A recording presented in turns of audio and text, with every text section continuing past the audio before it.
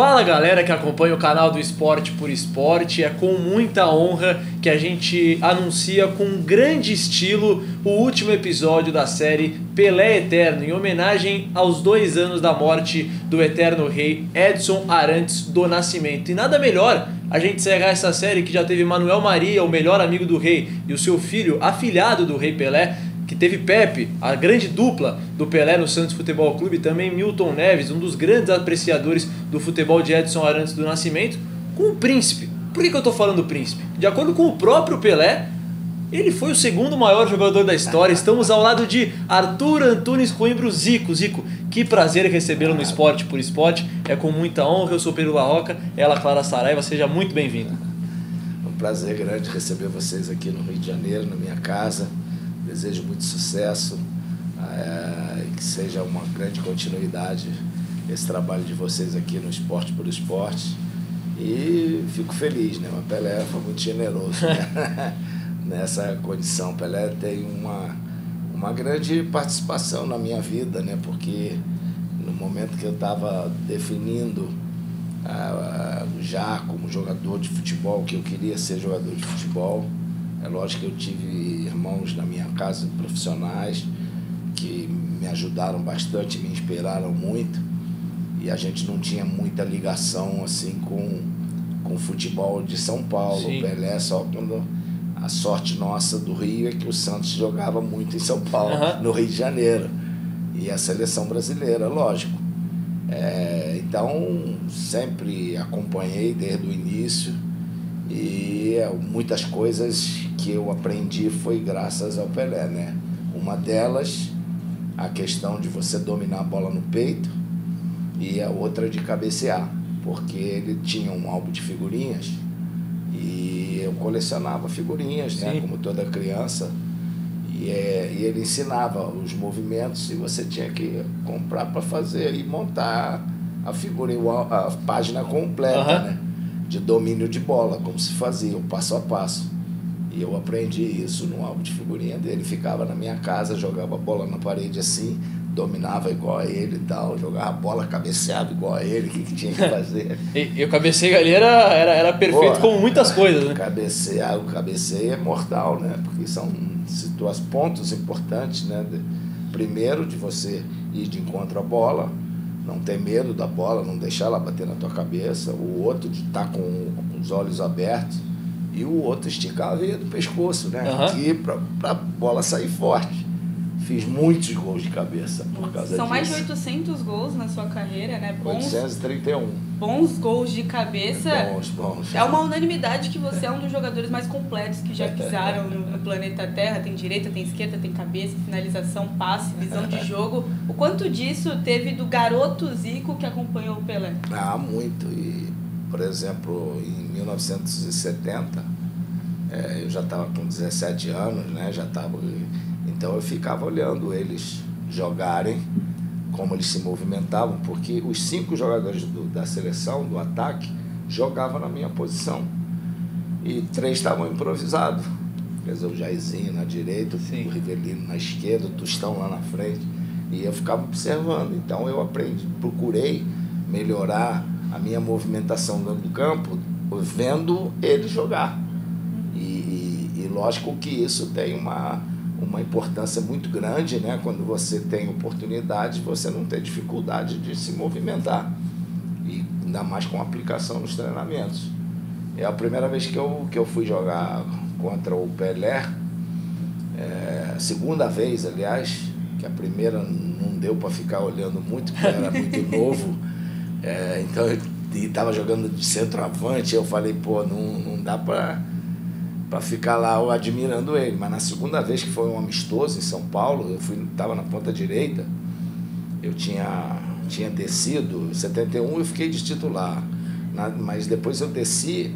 Aí quando eu me incorporei novamente, nós fizemos um amistoso no Pacaembu, eu fiquei na ponta direita, eu ficava olhando para ele dentro do campo, o que ele fazia, como que ele se posicionava, como é que ele pedia a bola. Os jogadores, meus companheiros, vai lá, tá no jogo. E deu pra tirar alguma casquinha? Só deu, né? E como deu. É muito bom você ver grandes jogadores assim, de perto, estando no campo, vendo, né, como ele se movimenta, como ele pede uma bola, como ele né, faz as gingadas, essas coisas todas. Então, foi muito Foi bom, né? Foi muito bom. Você falou de 70, vamos voltar um ano antes, 69, exatamente no dia 19 de novembro de 69, que se falava, né? Era difícil você ver um time de São Paulo jogando no Rio, só que parece que Deus deu a bênção pro Galo, que depois seria denominado como o Príncipe, o segundo maior da história, em ver o 1000º gol do Rei Pelé. Você estava no estádio, lá no Maracanã, Santos e Vasco. O que você lembra desse dia? O quão foi especial? Você era um menino de 16 anos, quase ali a estrear no profissional, né? Como é que foi esse dia? O que você lembra? Foi especial. Eu lembro que eu era um torcedor fanático para que acontecesse o gol. Todo mundo era, né? Parece que os prefeitos queriam. Faz a minha cidade. Exatamente, o Maracanã, até dizem que num jogo antes o Pelé não quis fazer não chutou direito para fazer o gol do Maracanã. Ser mais especial. Foi mais especial, e o Maracanã cheio, né, aquele jogo contra o Vasco, e eu lá, meu pai tinha 2 cadeiras e eu fui numa delas, e aí foi um negócio assim, uma loucura o que aconteceu no Maracanã, e foi muito, muito feliz de ter isso. E depois, quando ele parou de jogar, em 73, acho que foi 73 ou 72 no Maracanã, não tem bem a despedida dele da seleção, eu joguei na preliminar, porque o Vasco foi campeão carioca do juvenil, e teve um jogo da seleção do campeonato contra o Vasco, e foi 1-0 e eu fiz o gol da vitória, e o Pelé depois fiquei lá para assistir a despedida dele, a volta olímpica, aquela coisa toda. E eu costumo brincar, para já passar a bola para Clara, que o Pelé como profissional só jogou em um time só, que foi o Santos, mas depois jogou no Cosmos. Mas teve uma situação que ele jogou no Flamengo. Você estava falando de uma partida aí que você jogou como centroavante, e nesse jogo você teve que vestir a 9, né, Zico? Pro Rei vestir a 10. Foi difícil dar 10 pro Pelé? Pô, que difícil nada. Não foi... quem ficou chateado foram os 2 centroavantes, né? Que tinham que sair. Mas você imaginava que um dia era possível o Rei vestir a camisa do Flamengo?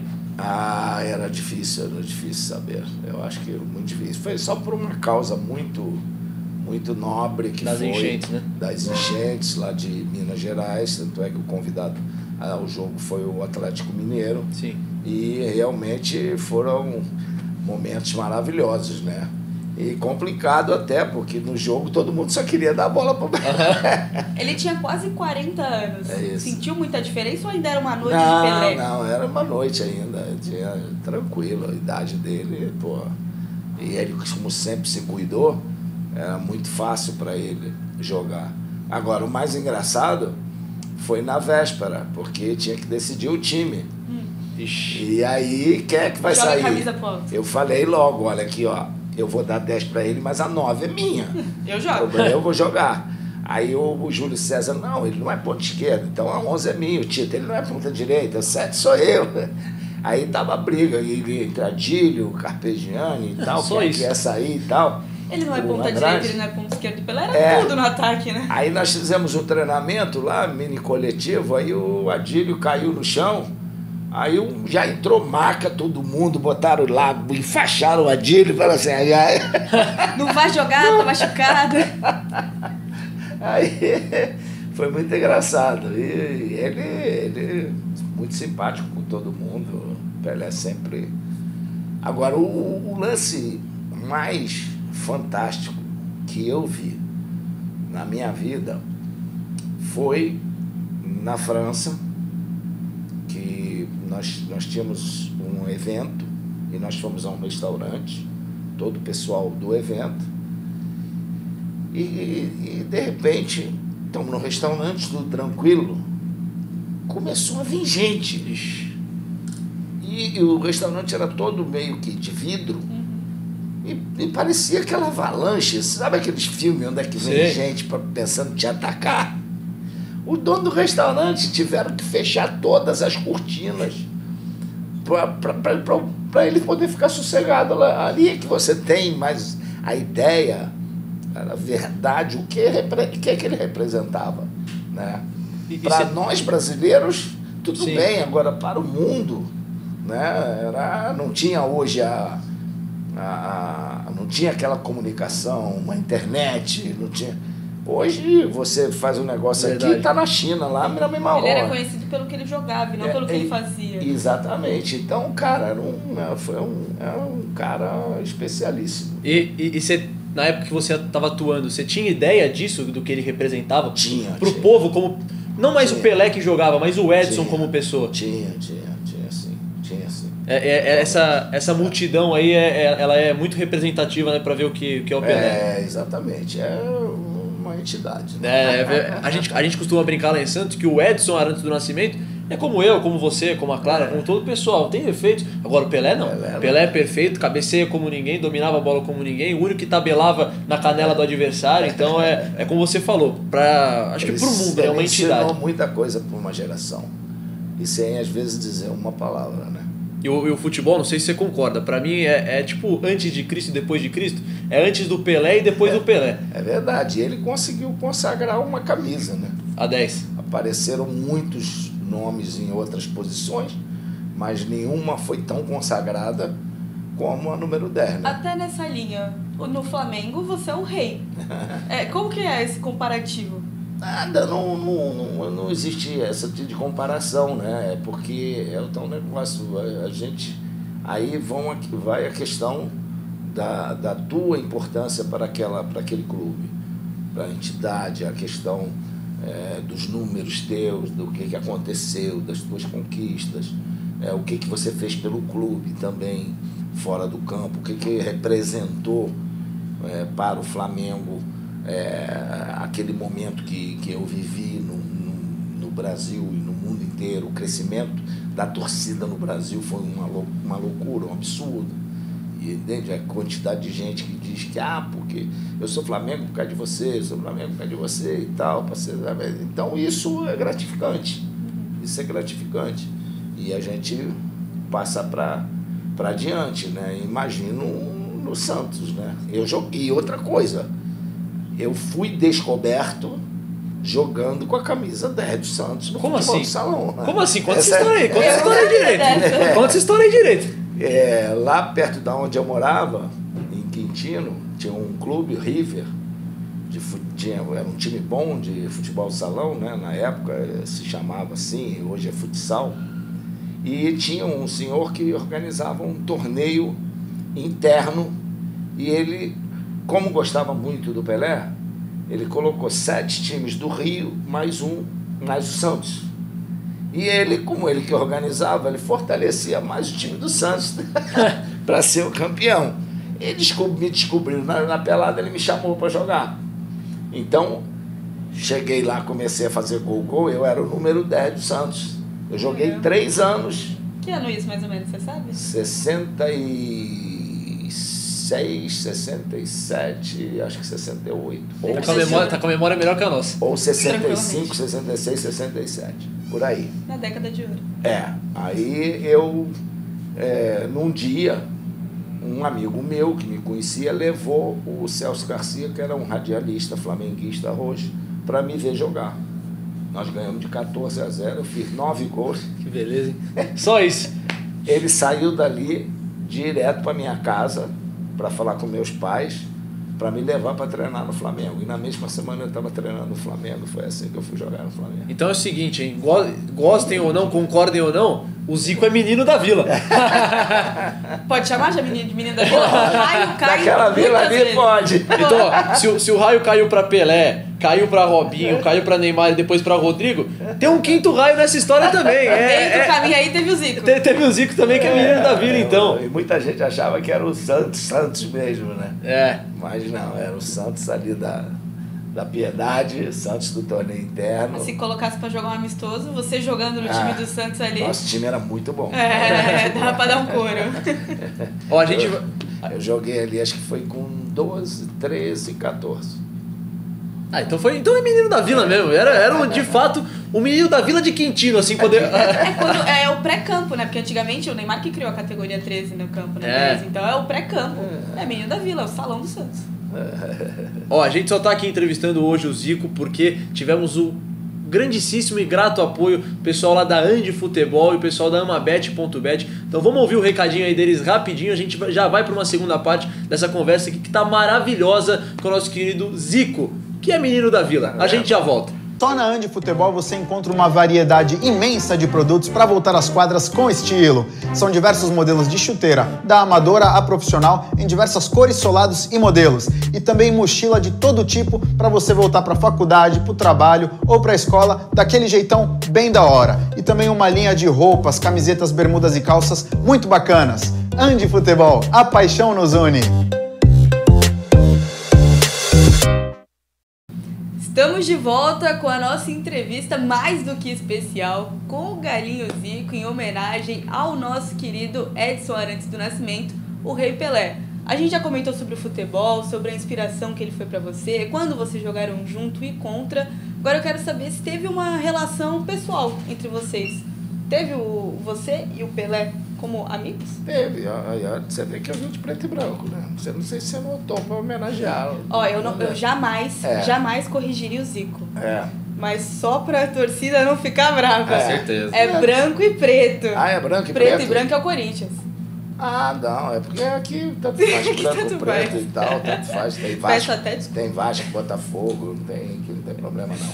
Então tá, bom, é lógico que a gente está longe, né?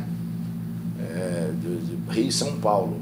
E também nossas vidas serem de muitas viagens, a gente se encontrava pouco, né?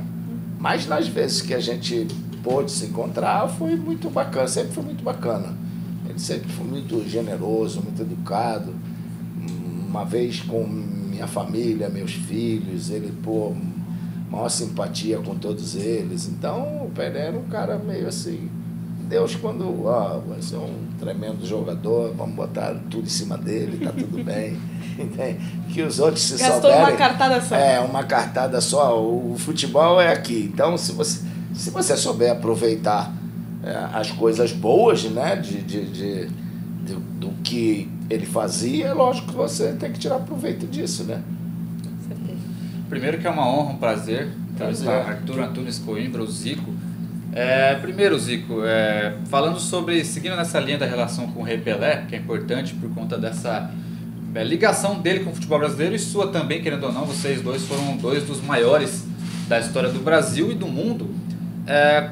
Do que você sabe de bastidores, da relação com o Pelé e por parte de você também, como era na época ter a noção de que vocês representavam, você na sua parte e o Pelé na parte dele, representavam assim, o pensamento, a opinião, como que as pessoas se vestiam, como que as pessoas eram influenciadas no futebol, como é influenciar uma nação como a do Flamengo, como é por Pelé influenciar a torcida do Santos também, o futebol brasileiro no geral, como que você enxergava isso na época quando era jogador? Eu acho que a gente tem que influenciar pela naturalidade, né? E não para ter boa imagem. Tem que ter boa imagem é televisão. Sim. A gente dizia muito isso há tempos atrás, porque a televisão tinha tubo de imagem, agora nem isso tem mais. Então, eu acho que a minha preocupação, depois de um certo período de muito destaque, né, e tal, muita visibilidade, era essa.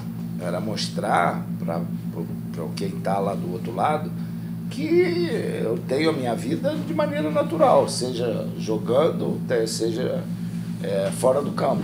Eu segui minha vida dessa maneira.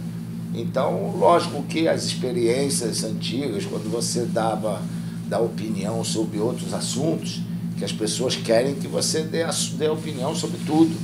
E não é isso, não é porque você é um destaque, que você se torna um cara popular, que você tem que saber de tudo que é assunto.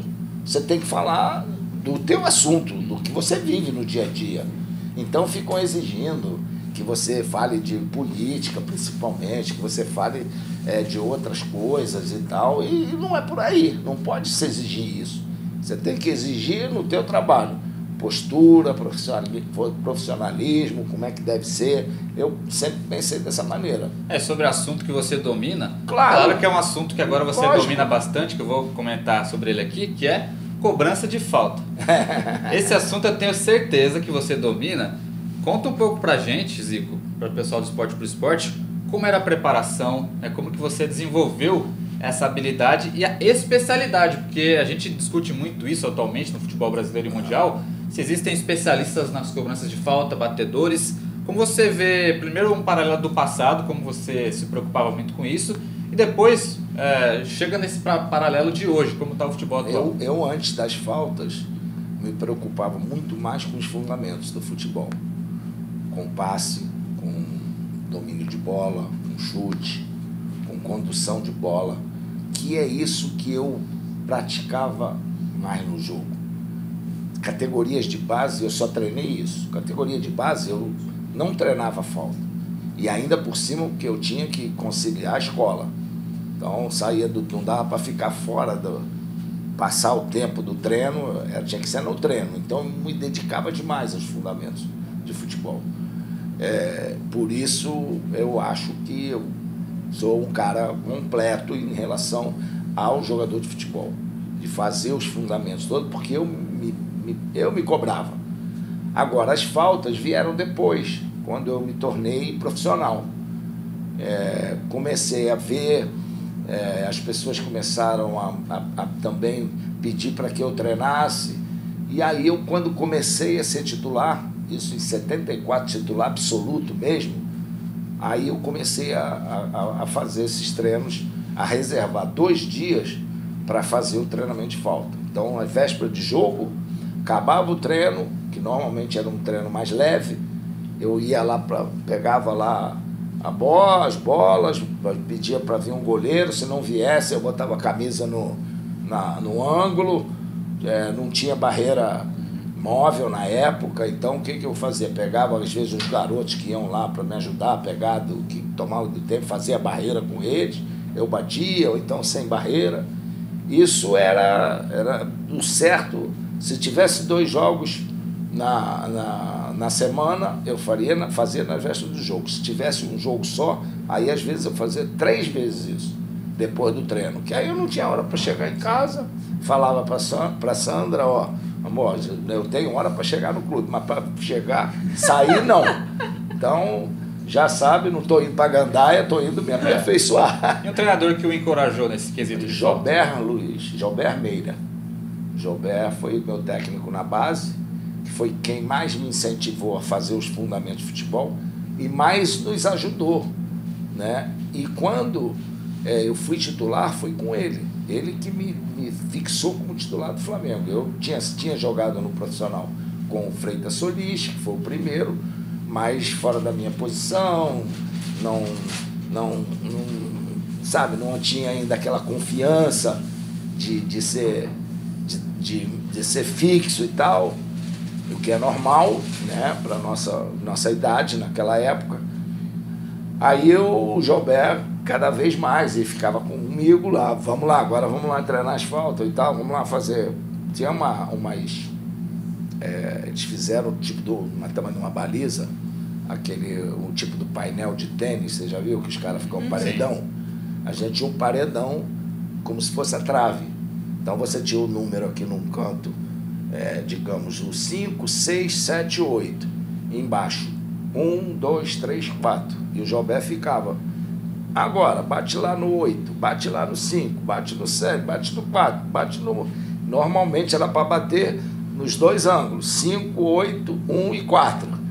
Então a gente tinha que ir o tempo todo. Falta treinamento específico hoje em dia? Eu acho que falta.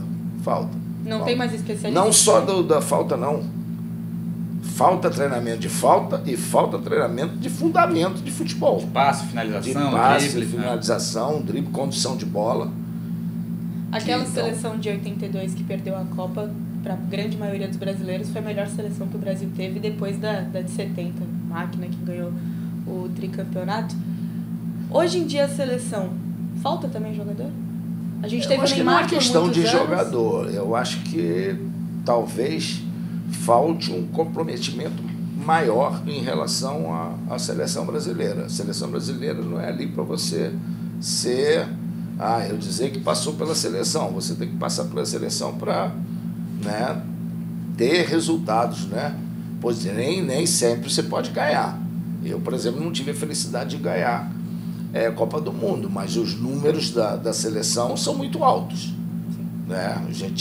Eu posso te dizer, eu joguei 88 partidas pela seleção brasileira, só perdi 3. Mas, infelizmente, não cheguei a uma final de Copa do Mundo, participei muito pouco de Copa América, porque naquela época a Copa América não era como hoje, que juntava todos num período, naquela época era no intercalado, e aí se você machucava no clube, não jogava, e eu acho que em meia Copa América eu joguei e um jogo de uma a outra, mais nada. Não tinha Copa das Confederações, não tinha nada disso, era Taças Rio Branco, que foi o início de Copa América, torneios com outras seleções que a gente fazia. Tínhamos que fazer, não tinha data FIFA, a gente não fazia jogos contra seleções fortes, aí tinha que jogar contra a seleção paulista, seleção gaúcha, seleção mineira, seleção pernambucana, goiânia, paranaense. A gente fazia esses jogos para manter em atividade, entendeu? Então, era uma situação totalmente diferente. E a seleção hoje depende muito do Neymar? Você acredita nisso? Depende muito, depende. Eu acho que um jogador assim fora de série, o Brasil, para mim, ainda é o Neymar o único. Tem ótimos jogadores, tá? Mas diferente apenas do Neymar. Diferente. O Neymar jogaria nas seleções campeãs? Nas seleções do Brasil que foram campeãs do mundo. Você acha que ele teria uma vaga? 70, 94? Olha, para um jogador como ele ia se adaptar. Dá seus pulos. Exatamente.